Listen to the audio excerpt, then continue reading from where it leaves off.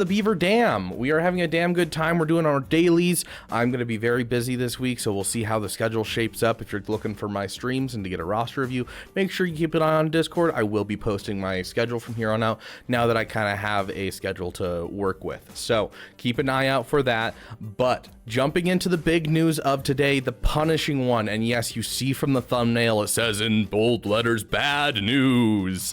Yes, the Punishing One is coming out. In case you haven't heard, it is going to be a marquee event. It is not going to be a galactic chase like we were all assuming. So I hope you were saving up your crystals, because it's going to cost you a bit more than you thought you were going to have to pay. It's definitely a punishing one to our wallets. So it's looking like a really beautiful ship. There's a lot in here to read. I'm not going to go through the whole thing. If you want to go watch someone go through every little piece, I highly suggest Arnold's video. I'll put a link in the description because we do love Arnold here on the channel. Things to keep in mind: it is an attacker. Most likely will replace the Xanadu's blood on the opening lineup, but it is going to be an opening lineup ship, which means this is very important for the marquee event because you're gonna get it for between 5 stars or higher. Like, you know, when it came to the comeuppance, you could kind of get it low star and it did really everything you needed it to do. TDC, other ships, you could kind of get away with like a 4 or 5 star and, still pull off some stuff. This ship is definitely going to have to be 5 star or higher, and I'm going to assume we're going to try and get it to 5 star. That's what I'm going to shoot for.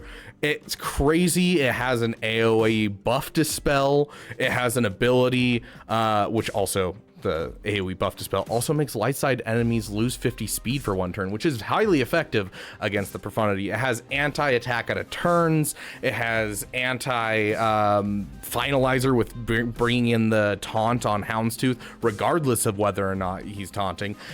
He steals stealth from the enemies, where, enemies go under stealth, he goes under stealth. So he's going to protect himself, hence the reason that I think 5 stars, we're still going to get most of what we need out of the character. He also gives tons of good buffs. His last ability is essentially, think of like an Annihilate ability, where it's not quite like a Nihilus Annihilate, but it has a long cooldown, and as people attack out of turn, it'll reduce its cooldown, but then it'll inflict a death mark on someone for 2 turns, which is a long death mark, so you're basically guaranteeing a kill on someone. It has tons of speed boosts for your allied capital ship, making Executor faster than Profundity and other capital ships. It might be, I haven't done the math, but it might be going faster than the Finalizer, so you might get a mass swarm before the they even get the opening play of hitting Houndstooth with the ability. We'll see. It's going to be a really interesting difference to the fleet. This is going to vastly change everything we look at. There's a specific fleet that it obviously does not call out, and that is the Leviathan. They said it in the reveal during the community post. They're trying to make sure this doesn't affect the Leviathan, and I think if it works as intended and locks everyone else out, locks all these, fleets, Finalizer, Chimera, Negotiator, because it has a lot of basically everything in here, and it doesn't affect the Leviathan, I think they won't nerf it. But if it affects the Leviathan counter, I think they'll nerf this ship. So it remains to be seen how much of this stays, how much of it's good, but I think most of it will stay. And it'll just be some small tweaking if it increases your viability against the Leviathan, because they do want the whales to have their pets. And this is looking like a whale pet a little bit with the marquee structure. That being said, we do have the new marquee structure, and so it does make it a little less hurtful on your wallet or your crystal income. It's still going to be punishing, though.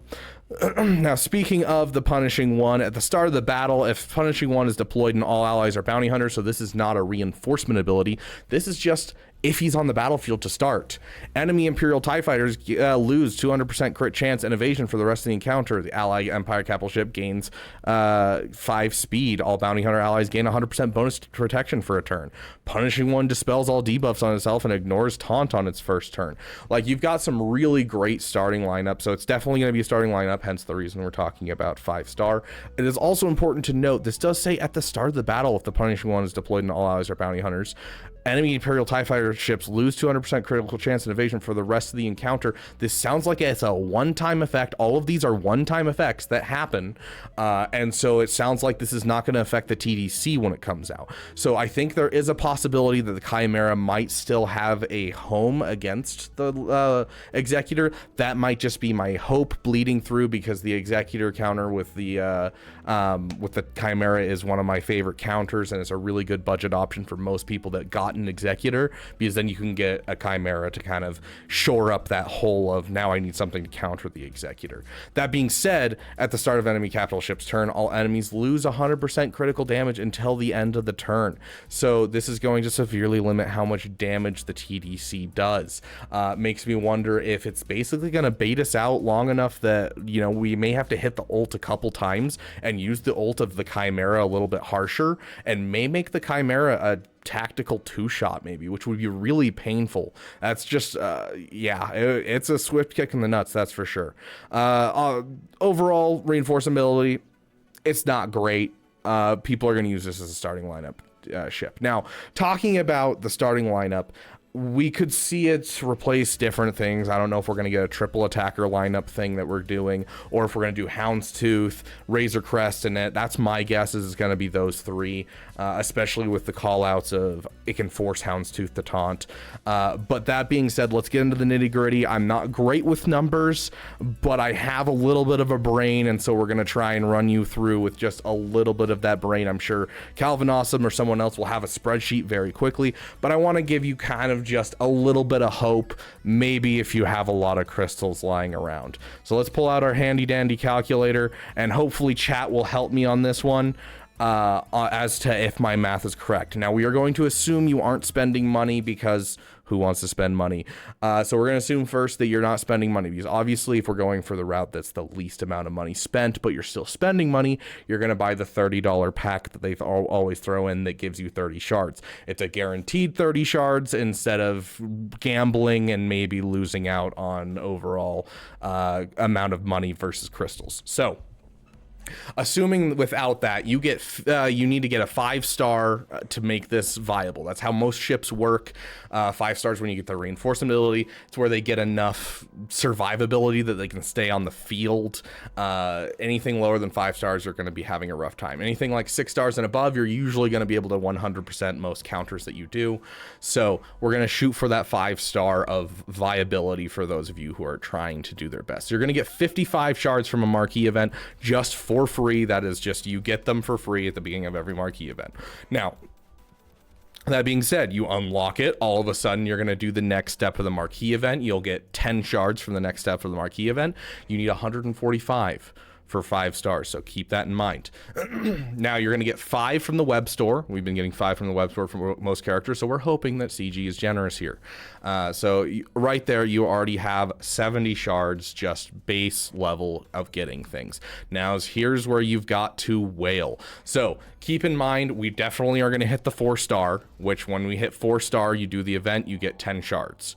Now the event's going to be around 6 more days after that. So if you play it every single day and you're at the 4-star level, that's going to be 30 shards, 5 shards a day for 6 days. So 30 shards. And so you're now up to 110 shards.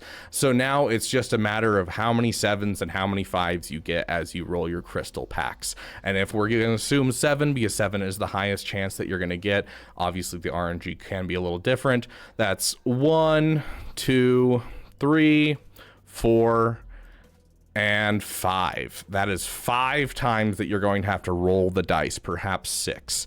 And so they are 1,300 crystals each.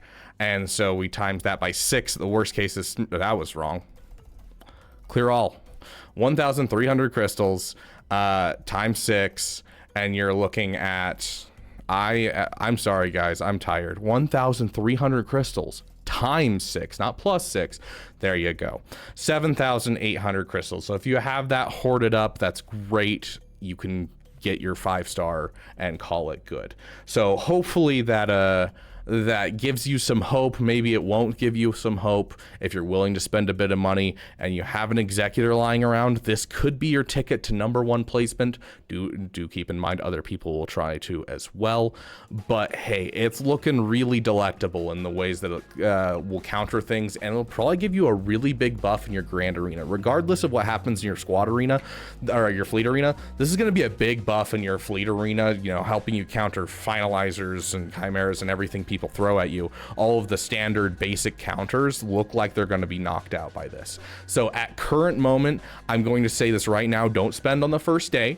Do not spend on the first day. What I want you to do is I want you to take a moment. I want you to get the ship and get your free shards. And then if you are really worried about hitting that spot, I would say get it up to the 4-star. And then I would leave it there. So that's 3 purchases of crystals to get it up to the 4-star. And what that's going to allow you to do is watch Arnold's testing video, take a look at the overall viability of the ship beforehand, before you try taking it up any farther than 5-star. And then if it looks good with Arnold's thing, then you can, you know, push those last couple of crystal packs plus the 5 you're getting each day, and you will have a 5-star. So good news, bad news, mostly bad news, honestly, but the ship reads really well. Then again, I do want to warn you, Trench read incredibly well, to the point where I pushed for Trench, and I had never gotten a day 1 conquest character, or you know, or even a 6-month conquest character, never gotten it. And so I pushed hard for Trench, and I got a lot of shards for Trench, because you know, he's a cool character in Clone Wars, and his kit read really well. I regret it, he's level 1 in my roster. That's why I'm suggesting this overall strategy of buy 3 crystal packs, get yourself the base 4-star, and then just work slowly. Once Arnold's testing is out, then go all in. So hopefully this helped you guys and soften the blow just a little bit from the marquee. And hey, there will be spreadsheets out there soon, I'm sure, but thank you guys so much for watching. If you guys are excited for this, throw it in the comment section. If you are upset at CG for making it a marquee event, especially after they've drained all our crystal resources with, you know, additive drops and all these cool packs coming out, you know, get yourself a free character. Like, they have wallet fatigue is real right now, my dude. I don't even know if I'm gonna be able to afford getting this ship as much as I really, really want it. It's gonna take like my last 10 cents in my wallet that CG has left behind. It's like Robin Hood stealing from like the little boot from the old guy. Like, yeah, anyways, I'm getting into other things. Thank you guys so much for watching, and I will see you guys in the next video.